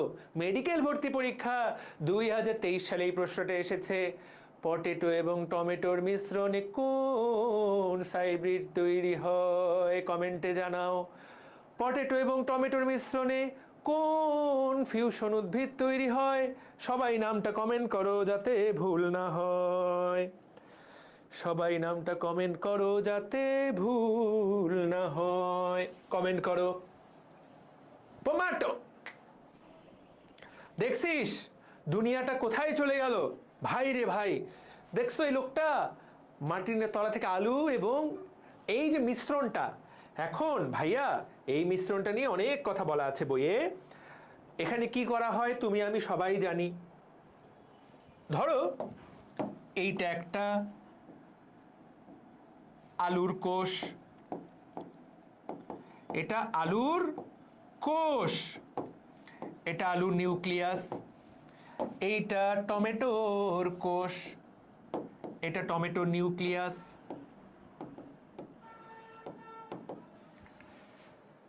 একটা স্পেশাল টাইপের মিশ্রণ আছে, যেই মিশ্রণে ভাইয়া এই নিউক্লিয়াসটাকে বাইরে নিয়ে আসা হয়। নিউক্লিয়াসটাকে বাইরে নিয়ে আসা হয়, নিউক্লিয়াসটাকে সরায় ফেলা হয়। শুধুমাত্র নিউক্লিয়াস ছাড়া বাকি যে সাইটোপ্লাজমটা আছে, এই সাইটোপ্লাজমটার মিশ্রণ ঘটানো হয়। আলুর সাইটোপ্লাজম এবং টমেটো কোষের সাইটোপ্লাজমকে একসাথে মিশায় দেওয়া হয়, নিউক্লিয়াসটাকে আলাদা করে এই ধরনের সংকরকে বলা হয় হাইব্রিড। সাইটোপ্লাজমের হাইব্রিড সংক্ষেপে বলে সাইব্রিড। যেখানে শুধুমাত্র সাইটোপ্লাজমকে মিশিয়ে একটা হাইব্রিড তৈরি করা হয়, সেটার নাম সাইব্রিড। পোম্যাটো এরকম একটা সাইব্রিড। তাহলে সাইটোপ্লাজমের হাইব্রিড, এগুলো খেতে কেমন?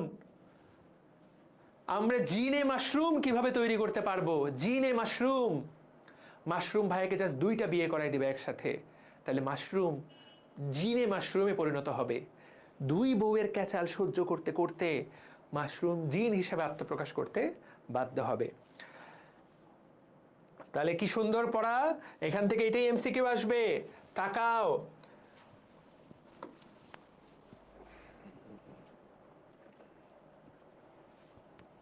প্রোটোপ্লাস্টের মিলনের ফলে 2টা সাইটোপ্লাজমের মিলন ঘটে, নিউক্লিয়াসের মিলন কিন্তু ঘটে না। যদি 2টা সাইটোপ্লাজমের মিলন ঘটানো হয় এটাকে বলা হয় হাইব্রিড। এইটা একটা বিশেষ ঘটনা, দেখতে পাচ্ছ? আলু এবং টমেটোর মাধ্যমে এরকম হাইব্রিড উদ্ভিদ তৈরি করা হয়েছে যেটার নাম পমেটো। এই কয়েকটা কথা লিখবা। এটা এমন একটা হাইব্রিড প্রক্রিয়া যেই প্রক্রিয়ায় ক্রোমোজোম, ডিএনএ, নিউক্লিয়াসকে সরায় রাখা হয়, শুধুমাত্র প্রোটোপ্লাজম বা সাইটোপ্লাজমের জিনিসগুলোকে একসাথে মিশ্রণ করা হয়, একসাথে মিশিয়ে একটা স্পেশাল জিনিস তৈরি করা হয়। ছবি এঁকে দিবি একটা পোমাটোর, নিচে আলু উপরে টমেটো, লাল কালার করে দিবি, আলুটাকে গোলাপি কালার করে দিবি, আমার ছোট বোনেরই বান্ধবীটার মতো। স্যারের মন খুশি হয়ে যাবে, কারণ এমনও হতে পারে ওই স্যার হয়তো বা এরকম ছবি দেখেনি, তুই ওকে দেখাই দে পরীক্ষার হলে। ঠিক আছে, ওকে। তাহলে কি সুন্দর এইটা লিখবা। এই প্রক্রিয়াতেও হয়তোবা তোমার এই টিস্যু কালচারের সাহায্য নেওয়া হয়। এই প্রক্রিয়াতেও টিস্যু কালচারের সাহায্য নেওয়া হয়। এইরকম একটা ঘটানোর পর, এরকম একটা কোষ তৈরি করার পর সেই কোষটাকে টিস্যু কালচারের মাধ্যমে একটা কোষ থেকে অনেকগুলো কোষ বানানো হয়। অনেকগুলো কোষ বানানোর পর সেটা থেকেই একটা গাছ তৈরি হয়। বোঝা থেকে পারলাম? মানে এই পদ্ধতিতে কিভাবে টিস্যু কালচার করা হয়, ওখান থেকে একটা কোষ নিল, এখান থেকে একটা কোষ নিল, দুটাকে মিক্স করলো, মিক্স করে তারপর সেটাকে কালচার মিডিয়ামে দিয়ে দিল, সেখান থেকে একটা গাছ তৈরি হলো। টিস্যু কালচার এইভাবে সাহায্য করে। এই আর তো মাত্র 5 মিনিট আছে। আমি যে বিল্ডিং এ ক্লাস নিচ্ছি এই বিল্ডিং এ লিফট বন্ধ হয়ে যাবে, দ্রুত শেষ করতে হবে। 5 মিনিটের মধ্যে ক্লাস শেষ করতে হবে। মেরিস্টেম কালচার 5 মিনিটই পড়াবো আজকে, লিফট দিয়ে আমি নামতে চাই। মন দিয়ে শোনো, যতটুকু শেষ হবে না, নেক্সট ক্লাসে শেষ করবো এই চ্যাপ্টার। চিন্তার কোনো কারণ নাই। তোমরা কি আমার সাথে আছো ভাইরা আমার? তোমাদের আমার উপরে বিশ্বাস আছে?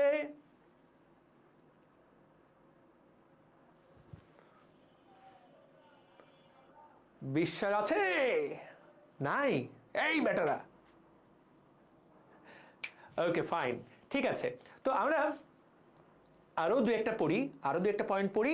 যেই পয়েন্টটা আমি আজকে আলোচনা করতে পারবো না সেই পয়েন্টটা আমরা নেক্সট ক্লাসে আলোচনা শেষ করে দিয়ে তারপরে ডিএনএ প্রযুক্তি চ্যাপ্টারটা খুব বড় না, আমরা মেইন পড়া অলরেডি পড়ে ফেলেছি। এখানে তাকায় দেখো, মেরিস্টেম কালচার। মেরিস্টেম মানে ভাজক টিস্যু। মেরিস্টেম মানে ভাজক টিস্যু। মেরিস্টেম কথাটা খুব ইম্পর্টেন্ট। মেরিস্টেম মানে ভাজক টিস্যু। হ্যাঁ, মেরিস্টেম শব্দের অর্থ ভাজক টিস্যু। ভাজক টিস্যু সাধারণত রোগমুক্ত হয়, রোগমুক্ত, এদের শরীরে জীবাণু থাকে না। ভাজক টিস্যু সাধারণত রোগমুক্ত হয়। তুমি যদি রোগমুক্ত চারা তৈরি করতে চাও তখন ভাজক টিস্যুকে বেশি প্রায়োরিটি দেওয়া হয়। তাহলে দেখো, মেরিস্টেম কালচার মানে টিস্যু কালচার। এই টিস্যু কালচারের মাধ্যমে রোগ জীবাণু থাকে না, এর মাধ্যমে সাধারণত রোগমুক্ত গাছ তৈরি করা হয়। এই পয়েন্টে লিখবা, রোগমুক্ত চারা তৈরি করার জন্য ভাজক টিস্যু কালচার বা মেরিস্টেম কালচার করা হয়। টিস্যু কালচারের মাধ্যমে অল্প সময়ে অনেক চারা বানানো যায়, এটাতে বোঝাবুঝির কিছু নাই, তুমি চাইলেই এটা লিখে ফেলতে পারবা। আচ্ছা, এইবার এই লাইনটার দিকে তাকাও। এখান থেকে আসলে কিছুটা পড়তে কিছুটা সময় লাগবে, যেহেতু আমি আগেই ঘোষণা দিয়ে দিয়েছিলাম যে আমি 11:50 পর্যন্ত ক্লাস নিব। তো আমি আমার কথাটাই রাখতে চাই, আমি 11:50 পর্যন্ত ক্লাস নিব। নেক্সট দিন এই 2টা পয়েন্ট এখান থেকে বুঝাই দিব। কিন্তু যতটুকু টিস্যু কালচার বুঝালাম ব্রেনের মধ্যে ঢুকছে না? এইটুকু নোট আমাকে গ্রুপে সাবমিট করে দিবা। ব্রেনের মধ্যে ঢুকছে তো পড়াটা? ইনশাআল্লাহ ভাই লয়াল আমাদের জন্য। জি জি জি। তো আমরা নেক্সট যে ক্লাসটা, সেই ক্লাসে রিকম্বিনেন্ট ডিএনএ প্রযুক্তি, এবং আমার মনে হয় নেক্সট ক্লাসটা বোধহয় একটু দেরিতে, নেক্সট ক্লাসটা বোধহয় কয়েকদিন পর। আমার মনে হয় একটু রেখে দেওয়াটা বেশি ভালো হবে, তাহলে পুরো জিনিসটাকে রিক্যাপ করা যাবে। না হলে তুমি অলরেডি সব ভুলে গেছো বা ভুলে যাবা, নেক্সট ক্লাস আস্তে আস্তে সব ভুলে যাবা। আমি যদি দেখতে পারি যে নেক্সট ক্লাস কবে আমার, লেট মি সি। তোমাদের সাথে আমার দেখা হবে কয়েকদিন পরে, এই কয়েকদিন পরে নাকি, 5 মার্চ। কবে আমার ক্লাস, কবে বলতো, আমার নেক্সট ক্লাস কবে বলতো, তোরা আমাকে বল আমার নেক্সট ক্লাস কবে। হ্যাঁ হ্যাঁ, তোদের সাথে আমার নেক্সট ক্লাস 10 তারিখে, 10 তারিখ, ইয়েস, তোরা তো সব জানিস, ইয়েস। তাহলে মাঝে একটা 7 দিনের বিরহ, এই বিরহে, 7 দিনের বিরহে যারা মেডিকেল অ্যাসপিরেন্ট, যারা মেডিকেল পরীক্ষা দিবি, আজকে থেকে ক্লাস শুরু হয়ে গেল। দরবেশ বাবার ক্লাসের মাধ্যমে আজকে থেকে ক্লাস শুরু হয়েছে। এই 7 দিনে মেডিকেলের ক্লাস 3টা করে ফেলো। চলন অঙ্গ চালনা চ্যাপ্টারটার উপরে বললাম তো, দরবেশ বাবার উপরে 2-1 জন আছে যারা দরবেশ বাবার মতোই ভালো পড়াতে পারবে। এছাড়া দরবেশ বাবার উপরে এই ক্লাস কোথাও হবে না। চলন অঙ্গ চালানোর উপরে তুমি বস হয়ে যাবা দরবেশ বাবার ক্লাসটা করলে। ক্লাসটাকে আমরা পাবলিকও করে দিব। যারা মেডিকেল ব্যাচে যুক্ত হতে চাও সবাই যুক্ত হয়ে যেও। যারা মেডিকেল ভর্তি পরীক্ষায় অংশ নিতে চাও, আমি তোমাকে বড় ভাই হিসেবে হুজুর হয়ে গ্যারান্টি দিলাম, যা আছে অনলাইন অফলাইন আমরা তোমার জন্য সর্বোচ্চ বেস্ট সার্ভিসটা দিব। This is গনা B the best. আজকে দিয়ে ক্লাস শুরু হয়ে গেল, তোমাদের সাথে 10 মার্চ দেখা হবে রিকম্বিনেন্ট ডিএনএ প্রযুক্তির আলোচনা নিয়ে এবং টিস্যু কালচারের শেষের টুকু নিয়ে। কেন? কারণ তাহলে পুরাটাই একবার রিক্যাপ করা হয়ে যাবে।